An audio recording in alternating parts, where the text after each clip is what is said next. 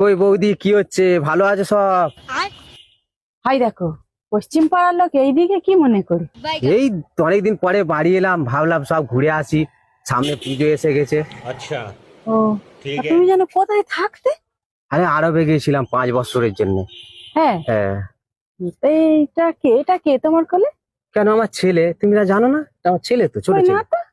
ছোট ছেলে। এর বয়স কত? কেন, 10 মাস।